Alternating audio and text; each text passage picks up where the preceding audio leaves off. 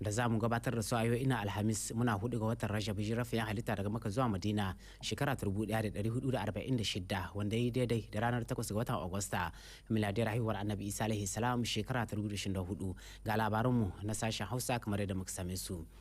Idan mun suma da labaranmu dangane da ajandar Prime Minister inda a ranar jiya ne Prime Minister shugaban gwamnati Ali Muhammad Lamin Zain ya jagoranci wata ganawa ta musamman da wata tawaga ta kasar Algeria wadda ke karkashin jagorancin ministan man fetur na kasar Algeria Muhammad Arkab da suka zo domin ganawa da magabata na wannan kasa ta Nijar musamman ma domin karfafa hulɗar da ke tsakanin kasashen guda biyu ta fannin man fetur.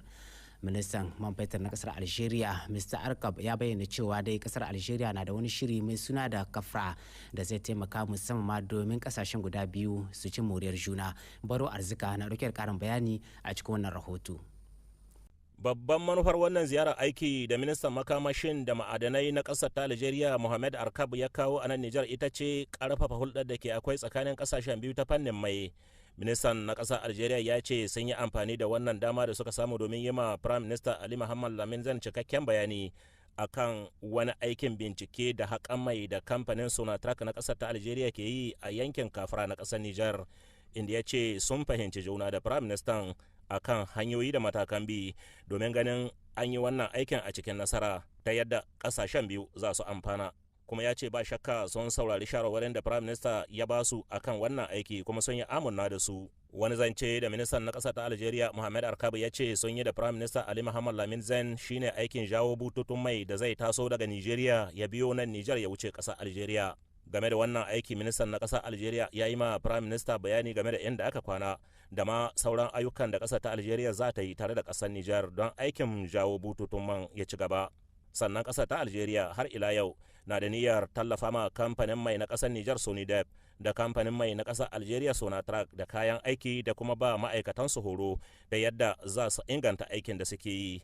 Prime Minister Ali Muhammad Lamin Zain ya ce ya gamsu da bayanan da ministan na ƙasar Algeria Mohamed Arkab ya yi masa, sannan ya yi fatan za a ɗau dukkan matakan da suka dace domin ganin aikin da kamfanin Sonatrach na ƙasar ta Algeria zai yi a yankin Kafra ya yi nasara. Aikin da ba shakka idan ya samu zai taimaka wajen karfafa hulɗar da ke akwai ta fannin mai tsakanin Nijar da Algeria.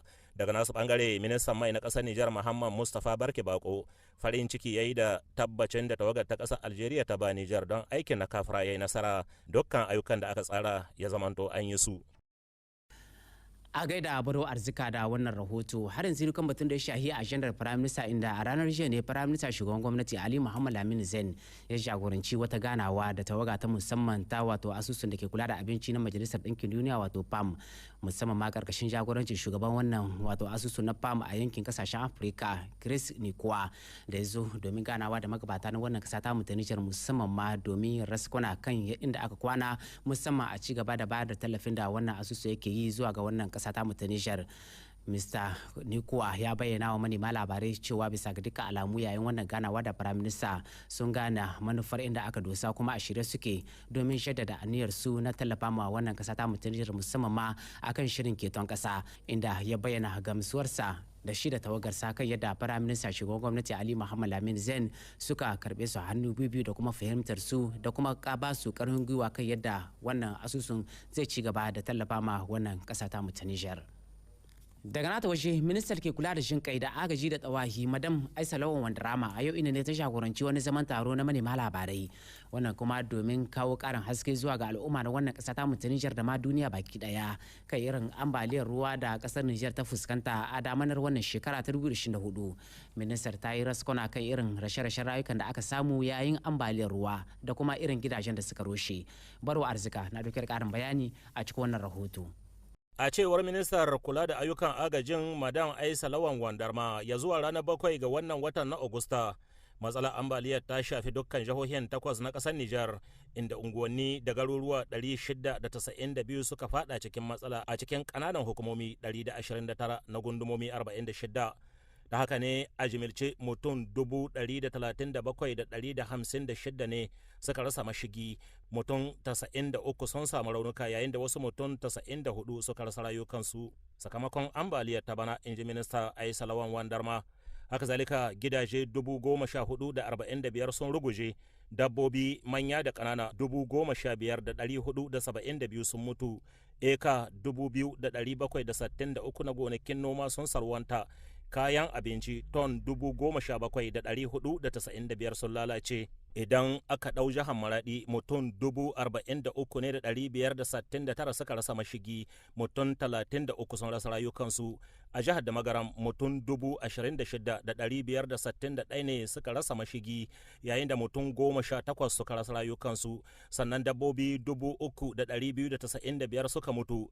A jihar Difa, mutum 20,529 suka rasa mashigi, mutum 2 sun rasa rayukansu. Dabbobi 1,171 suka mutu. A jihar Talabiri, mutum 16,027 suka rasa mashigi, mutum 1 ya rasa ransa. A jihar Tawa, mutum 14,912 suka rasa mashigi, mutum 22 suka rasa rayukansu. A jihar Doso, mutum 11,313 suka rasa mashigi, mutum 5 suka rasa rayukansu. A jihar Yamai, an ƙididdige mutum 3,637 da suka rasa mashigi, mutum 4 suka rasa rayukansu. Abin da ya shafi jihar Agadez, mutum 608 suka rasa mashigi, sannan wasu 9 suka rasa rayukansu.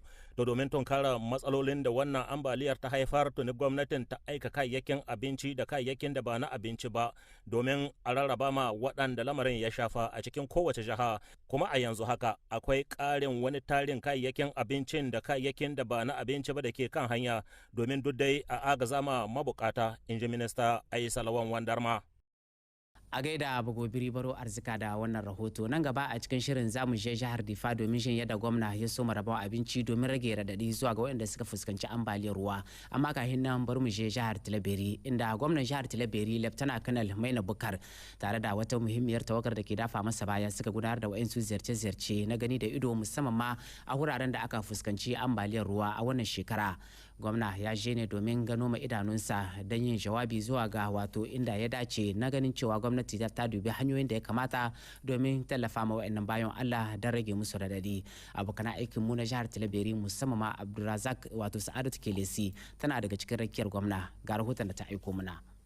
Kwamitin Tilaberi a jiya dai an je an samu wani babban ambaliyar ruwa. Dangance da wannan ambaliyar ruwa ya je ya yi ɓanna. Ruwan da aka je aka samu a kwamitin Tilaberi yana kimanin milimetar 117. Dangance da wannan, gwamnan jihar Tilaberi da shi da tawaga sun bi unguwa ta garin Tilaberi domin su je su kai rangadi da kuma wannan ɓanna da aka je aka samu. Dangance da wannan ziyarce-ziyarce da gwamnan jihar Tilaberi da shi da tawaga, sai mu saurari ƙarin bayani ta bakin prefan departamentin Tilaberi, Madam Hafsatu Nomau. Gwamnan region na Tilaberi ya hito da mu, ni prefe da ade da duka tawagashi. Mun je waya inda ruwa sun kai ɓanna. Mun fara dai da wajen dig da ake ce ma diga banda, inda dig ta yi sai dai don dig in nan ta jima. Dig ce ta tun 1984, kuma da ƙasa zalla ne an kai dig in nan. Saboda wannan dig in nan ruwa sun yi mata ƙarfi ƙwarai yau. Dig in nan ta saki, shi yasa ruwa sun ka shigo cikin gari sun ka yi ɓanna ba kaɗan ba. Bayan dig in kuma mun je wurin post de police wajen da kaina inda guduran shi ma dai yana ga samun illa, kuma da ɗakuna da yawa wajen da kaina da cikin ruwa ne ma suke su, ko hanya babu ta zuwa wajen su ma dai insha Allahu gwamnan Tilaberi ya ce insha Allahu gobe yana aika kwamomin shi su je su yi lissahin duk waɗanda sun ka samu ɓanna, a samu a san da wuri abin da za a yi musu, a samu a kama musu. Mun wuce ganin kuma mun je da kaina inda kuma nan ma pon ne shi kuma da an kai gyara bara, amma gyaran nan shi ma ya samu illa don waɗanga ruwan da sun kai yawa yau. Ruwan sun kai milimita 117, masha Allah sun yi yawa ne kwarai. Ga dawowa kuma mazattula sun tarbe mu sun gaya muna cikin halin da ruwan ga ya sa su yau bana ba ai kaɗan ba. Su ma dai gwamnan jihar Tilaberi ya ce musu su kwanta su hankalinsu, insha Allah gobe kwamumuwa suna zuwa za su yi lissahi mu ga abubuwan da aka iya kai musu da wuri da maza da zai kama musu. Kuma gwamnan jihar Tilaberi ya yi kira gare su, ya ce duk waɗanda suke cikin waɗannan gidaje da sun ka samu illa kar su zamana cikin su nemi wurin zama wajen makwabta ko kuma cikin ekol, cikin makarantun ne su samu su zamna har zuwa gobe insha Allah, don kar su zamna wurin da deja gidajen su ruwa ya kama su sun yi sanyi ka ɗakunan su je kuma daga baya su ƙara wata illa su haɗu bisa kan mutane. Gwamnan jihar Tilaberi ya shawo hankalin al'umman mutanen Tilaberi dangance da wannan maye ruwa da ake nan ana yi a cikin wannan wata na Ut. Al'umman mutanen Tilaberi sun gamsu sosai da kai rangadin gwamnan jihar Tilaberi da kuma jawowa hankalin da ya musu. Har yanzu kan batun da ya shahi wato ambaliyar ruwa da ake fuskanta a fadin wannan kasa ta mutu Nijar, inda daga nashi waje gwamnan jihar Agadez Janar Brigadier Ibrahim Mai Isa ya gudanar da wa'insu ziyarce-ziyarce akan wato garin nan na Itidigin da ke nan PK 83 hanyar da ke kamawa daga garin Agadez zuwa garin Tawa. Gwamna ya je ne domin gani da idanunsa musamman ma ka ambaliyar ruwa da ake fuskanta a wannan yankin. Abokan aikin mu musamman ma Abubakar Muhammad Murfi da Muhammadu Dodo na daga cikin rakiyar gwamna ga rahoton da suka aiko mana daga can jihar Agadez. Ta da rakiyar sultan na ayir shugabannin tsaro na jiha da masu ruwa da tsaki a game da sha'anin shata hanya da kuma aikin gada da ke bisa hanyar PKK Turventurwa gab da garin nan mai suna ta gide. Gwamnan jihar Agadez Brigadier Janar Ibrahim Isa sun kai ziyarar gani da idanu ne yadda ruwan gulbi suka yi aikinsa da ya yi sanadiyar gabcewar wannan gada mai hada jihar Tawa da kuma jihar Agadez. Rahotannin da suka samu a yayin da suka kasance a wannan wuri sun tabbatar masu da cewa an samu ruwan sama ne kama da bakin kwarya a cikin yankin Adarbi Sanatar, ruwan da suka biyo ƙwararmu suka zo suka cika wannan wuri, musamman wani babban tafki da ke akwai wanda ke ɗaukar yawan ruwa da suka kai miliyan 11 na metar cube. Bayan ragewar ruwa a wannan wuri, al'umma suka samu wurin wucewa na wucin gadi kafin ake yin babban gyara na dindindin. A halin yanzu dai ana ci gaba da zirga-zirga a bisa wannan hanya. A nashi waje da ya ɗauki magana gaban tarin al'umma, gwamnan jihar Agadez Brigadier Janar Ibrahim Isa ya umarci al'umma da ke zaune a wannan wuri da su ci gaba da ankarewa don kaurace ma dukkanin wani kalubale da zai iya riskar su, kamar yadda lugar malam Bahaushe ke cewa wai rai ya amfani mai shi. A ƙarshen jawabin nashi, gwamnan jihar Agadez Brigadier Janar Ibrahim Isa ya ce tuni hukumomin koli karkashin jagorancin shugaban majalisar ceton ƙasa Brigadier Janar Abdulrahman Chani da gwamnatinsa suka ɗauki matakai na ganin sun kawo ƙarshen wannan matsala don kyautata rayuwar al'ummar yankuna guda biyu, jihar Tawa da jihar Agadez. Labaran da rahotannin na zo muku ne daga nan Tele Sahel, kamar yadda na bayyana tun farkon shirin, inda gwamnan jihar Difa Janar Brigadier Ibrahim Bagadoma ya soma raba abinci kyauta ruwan Allah zuwa ga al'umma da suka fuskanci ambaliyar ruwa, wannan kuma domin rage musu radadi, kuma yana daga cikin shirin gwamnatin shugaban kasa kuma shugaban majalisar CNSP Brigadier Janar Chani Abdulrahman da ya yi komi domin ganin cewa ya tallafa ma al'umma daga cikin halin kakanikai a cikin wannan kasa ta mu ta Niger. Wannan rabon abinci da gwamna ya soma a yau innan zai shahi ne 'yan garin Difa da kuma na Ingingimi. Abdulrahman Bukari na dauke da karin bayani a cikin wannan rahoto. Shi dai wannan tallafi na musamman da gwamnati ta kawo zuwa ga jihar Difa shine dai na taimaka ma wasu mazamna kwamitin Difa da kuma Ingingimi. Wannan kuma bayan sun fuskanci matsalar ambaliya a waɗannan 'yan kwanakin da suka gabata. Bikin bada wannan tallafi an gudanar da shi ne a ƙarƙashin jagorancin gwamnan jihar Difa General da Brigade Muhammadu Ibrahim Bagadoma, wanda albarkacin wannan rana dai ya yi jawabi kamar haka. Duk inda 'yan ƙasa suke an taimaka musu in suka tsinci kansu cikin wata matsala kamar ambaliyar ruwa. Yawwa to an yi irin wannan ambaliyar ruwa na farko, amma wannan ba ta shahi jihar Difa ba. Sai ambaliyar ruwa ta biyu da ta uku su ne suka shahi jihar Difa. Ta biyu da aka yi ta shahi Difa da Gegime. Su ne muka zo yau mu kawo musu taimakon da gwamnati ya keɓe don a kai musu. To wannan taimako ya hada da hatsi kilo 100 da gishiri kilo 2.5. Duka iyalin da suka rasa ko wata katanga ko gidan ya haɗi dukan shi ko suka rasa busashe ko suka rasa abincinsu da dai sauransu, to gwamnati ya hudda wannan taimako don a kai musu. To shine muka zo muka tattara su yau don saboda mu ba su wannan sako, kuma ina yin amfani da wannan dama da kuka bani don in isan ma da shugaban kasa da gwamnati godiyar jama'ar Difa, musamman ma waɗannan da suka samu ambaliyar ruwa. Iyali 661 a jihar Difa da suka samu wannan ambaliyar ruwa. A nan garin Difa an samu iyali 377, a Gegime an samu 284. In kai jimilla shine iyali 661. Kowane iyali zai samu kilo 100 na hatsi da kilo 2.5 na gishiri. A nan dai waɗanda suka ci gajiyar wannan tallafi na musamman sun yi godiya wadda ba misali zuwa ga magabatan wannan ƙasa tamu. Mun gode 100% mun yi godiya, wallahi kai ɗakunan mu dai sun rushe ne, yanzu ka ɗaki na biyu ne ya rushe, wallahi kuma gashi nan mun samu tallafi, Allah sa albarka. Mun gode ma sojoji, mun gode ma tani, Allah shi albarka, wallahi mun gode. Yanzu mu ga buhun hatsi biyu an bamu da manda ko, to mun gode, Allah sa albarka. Mun samu buhu biyu da har da gishiri, mun gode. Mun gode, mun gode. Allah ya kara musu girma. Mu bayyana muku da cewa a gurin wannan biki da banban da magabata na bariki an samu ganin halartar shugabannin angoyi daban-daban waɗanda suka fito domin su ma kawo tasu godiya zuwa ga gwamnati akan wannan tallafi da ya zo a daidai lokacin da ake bukata. To Allah shi kyauta, da fatan Allah zai kawo mana damana mai albarka a cikin wannan kasa ta mu ta Nijar. Idan mun karkare da labaran mu a jihar wato da Magaram, inda hukumar da ke kula da wasannin kwallon kafa ta kasa cewa da Fenifoot ta soma bayar da horo zuwa ga wato shugabannin da ke bayar da horo zuwa ga 'yan kwallon kafa na jihar Difa da kuma na da Magaram, wannan kuma domin ba su horo kan batun da ya shahi wato aikin su. Abokin aikin mu na jihar da Magaram Usmailu Usman, magajin minista, da kuma Lawali Useni su aiko mana karin bayani a cikin wannan rahoto. Wannan horo na masu ba da horo zuwa ga 'yan wasa na kwallon kafa na fuskar jihar da Magaram da jihar Difa an yi shi ne a ƙarƙashin jagorancin wakiltaccen hukuma na birnin da Magaram. A cikin jawabi na shugaba na ƙungiyar wasan ƙwallon ƙafa na jihar da Magaram, Dr. Ilu Muhammadu, inda yake cewa wanga horo da za a yi ya shahi masu ba da horo na da Magaram da na Difa, kuma da wanda suka zo daga Magarya.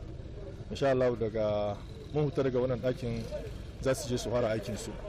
Kuma wannan horo ana yin shi ne domin su samu takarda na lasisi wanda ake ce ma da turanci license B na CAF, wanda zai ba su dama su rika zama bisa banci in ana wasan kwallon kafa. A cikin jawabin shi na buɗe wannan ba da horo, wakiltaccen hukuma na birnin da Magaram Isu Mamman ya kai godiyar shi da sunan duka al'ummar jihar da Magaram ganin niyya da ƙungiyar wasan kwallon kafa ta ƙasa gabaki ɗaya ta ɗauka na ba da horo zuwa ga masu ba da horo na wasan ƙwallon kafa. Wannan niyya da suka ɗauka ita ce a cikin zukatan jagorori na wannan ƙasa. A sahun gaba shugaban ƙasa General de Brigade Abraham Tani da Prime Minister Ali Muhammad Lamin Zenna bayyana muku wanda suka zo su daga babbar ƙungiya ta ƙasa gabaki ɗaya domin ba da horo a fuskar jihar da Magaram. Haruna Dilla ya mu ƙarin bayani bisa kan ma'anar wannan ba da horo. Dan balo ga koyon shi ne yana koya ko ya rasa koyo, kenan ya kamata wanda yana shugabanci ya san aikin da yake yi, ya san yadda zai tsara shi wannan kuma sai an ba da kai, sai an koma karatu kamar yadda ya kamata don caudar da aiki na da ina yi kullum. Saboda wannan ne muka zo da ja mu yi 2016 lisansi sai nan mun zo mun yi recyclage wanda suka yi lisansi cecin nan, to su ne kuma za ku ci gaba yanzu su nema lisansi na sama da ana ce mai lisansi CAF B. Wannan horo na ba da lasisi lisans B kafa zai ɗauki tsawon sati 2 a fuskar wannan jihar ta da Magaram.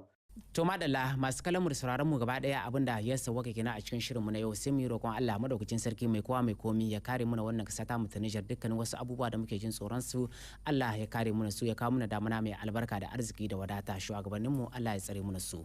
A nan ne muka zo ƙarshen labaran namu na yau, sai kuma gobe da yarda Allah zan sake dawowa tare da ku da su bi labarai kula, amma a hali yanzu a madadin ilahiran abokan aiki waɗanda suka dafa muka gabatar muku da shi, musamman ma Nafisa Amadu da ta hada hotunan, Bizo Abubakar ya tsara su, ni kuma na Jibula da Bage na gabatar da su. Nake fatan Allah mai kowa mai komi ya sake salam da alherinsa. Asuba ta gari daga